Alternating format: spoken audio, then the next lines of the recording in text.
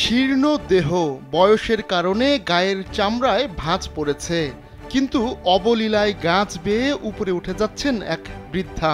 তরুণরাও যেখানে গাছে উঠতে ভয় পায়, সেখানে এই বৃদ্ধা গাছে উঠে ফল পাড়ছেন, আবার সেই ফল হাতে নিয়ে বিক্রিও করছেন।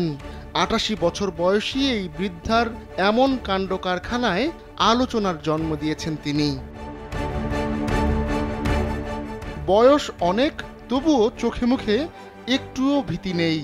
এই বয়সেও নিজের খাবার জোগাড় করতে কাজ করতে হয়। রান্নার জন্য গাছ কাটেন, নিজের শস্যের পরিচর্যা করেন, আবার সময় সময় উঠে যান গাছের ওপর।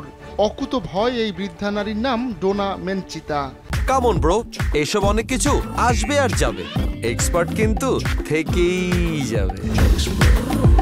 তিনি মেক্সিকোর ইউকাতানের তিজিমিনের বাসিন্দা।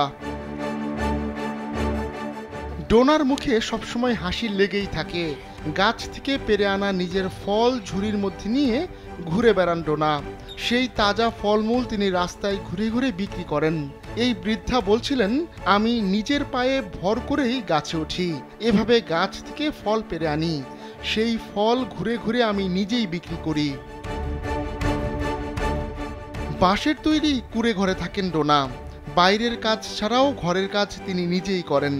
গাছে কাইমিটো ফল ধরতে দেখলেই যেন তার চোখ জ্বলজ্বল করে ওঠে। তখন তিনি গাছ বেয়ে উপরে উঠে যান, পেরে আনেন কাইমিটো ফল। ডোনার মেয়ে আমালিয়া সানচেজ বলছিলেন, তার মা সবসময় গাছে উঠে যান, তিনি গাছে উঠতে ভালোবাসেন। বহু বছর আগে স্বামীকে হারিয়েছেন ডোনা। তারপর থেকেই ডোনার মেয়েরা তার দেখভাল করছেন, কিন্তু তারপরও নিজের কাজ নিজেই করতে ভালোবাসেন ডোনা। দীর্ঘ জীবন পেয়ে শরীরে শক্তি থাকতে তা কাজে লাগাচ্ছেন তিনি। তাই বুড়িয়ে গেলেও মুখে সবসময় লাজুক হাসি লেগেই থাকে ডোনার। আহমদুল্লাহ শিকদার, কালবেলা।